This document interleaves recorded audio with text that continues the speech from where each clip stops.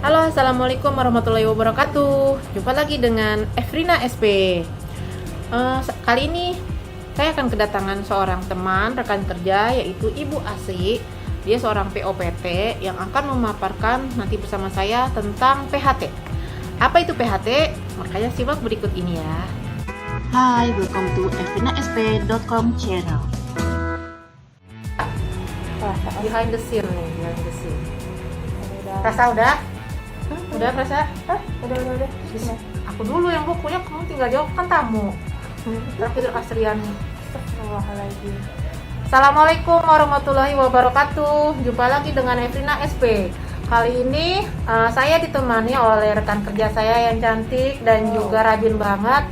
Namanya Bu Astriani Mulyaningsih. Halo, assalamualaikum warahmatullahi wabarakatuh. Waalaikumsalam. Bu Asri ini dia adalah POPT. Nanti bisa dijelasin dulu siapa beliau ya. Oke, kita lihat aja. Tema kali ini adalah mengenal konsep pengendalian hama terpadu. Iya, ini asik banget ya. Dengan Bu Asri nanti kita kenalin konsep pengendalian hama terpadu. Belum ke arah pertanyaan, saya mau Bu Asri mengenalkan diri dulu. Silakan Bu Asri. Baik, terima kasih Bu Efrina telah mengundang saya di acara podcastnya ya. Ya. Ini Agak keras dikit Bu. hal yang baru sih buat saya, soalnya deg-degan nggak sih, biasa aja. Biasa aja. Bu Asri tuh sebenarnya udah beberapa Lebay. kali tampil di video, tapi dia suka lebay Saya emang. juga pernah siaran radio sekali tuh di berarti mana kan sih? Radio RS Tegar Radio Beriman. Tegar Nah, Beriman. berarti kan nggak harus malu ya mak tampil di video atau tampil di Ya, podcast. ini sebagai latihan ya. Tadi kan sudah salamnya. Perkenalkan, nama saya Astriani Mulyaningsih. Panggilannya Asri atau Aci.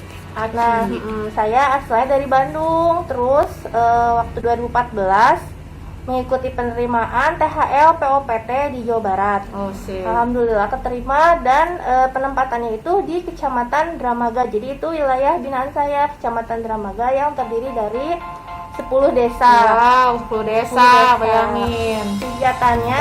Kegiatannya sih adalah paling utama itu pengamatan keliling dan pengamatan tetap seperti itu. Kemudian ya patroli aja, memantau, menjaga, mengawal produksi padi khususnya di Jawa Barat dan juga tanaman hortikultura.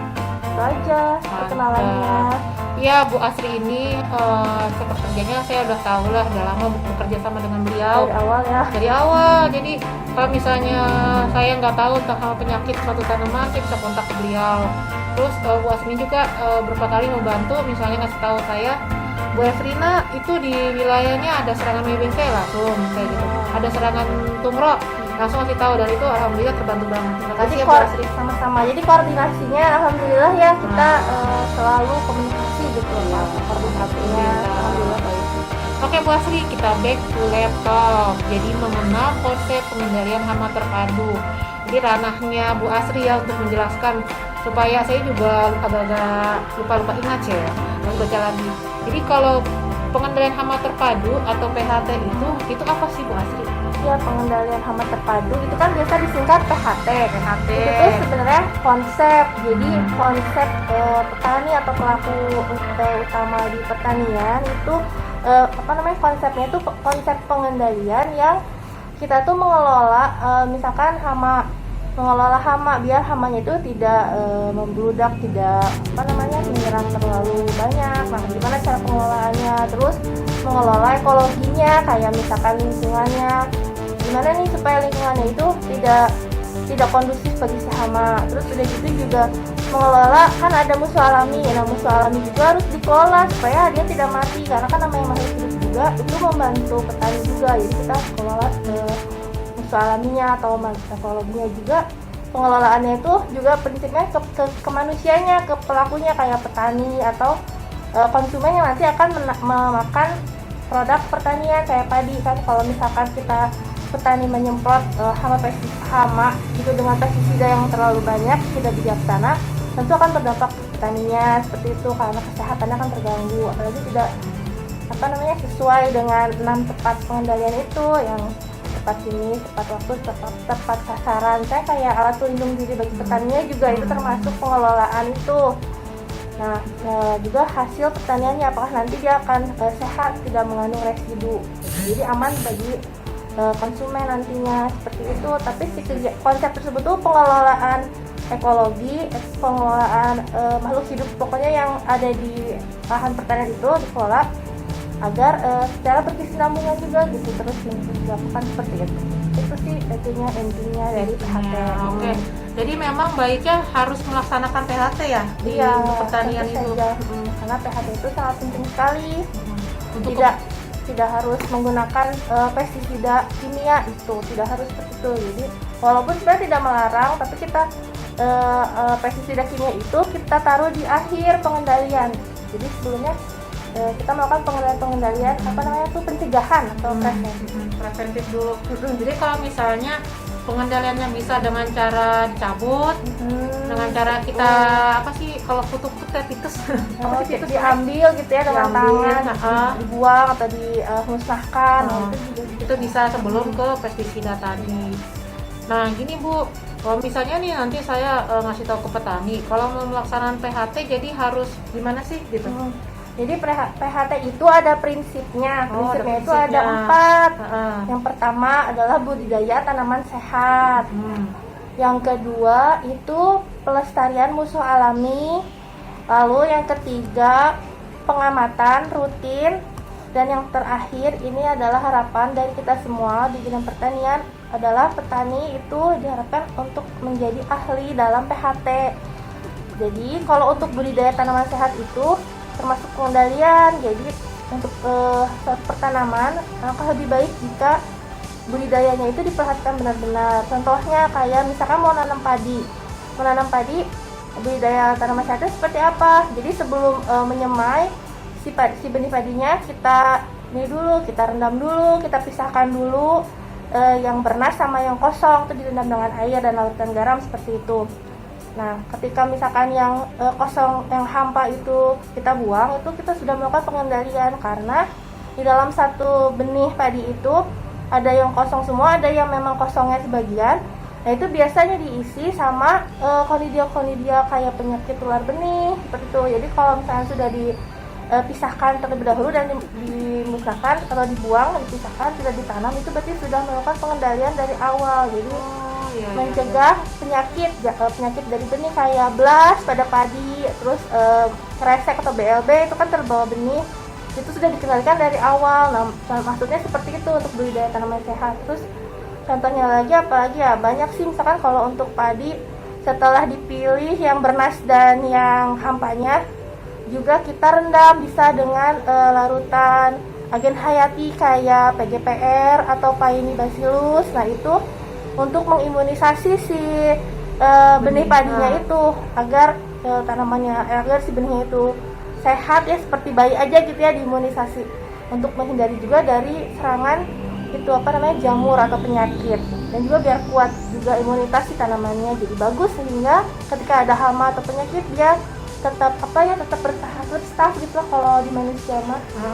Karena gitu. Sudah dikasih imunisasi dulu dari awal ya untuk benihnya.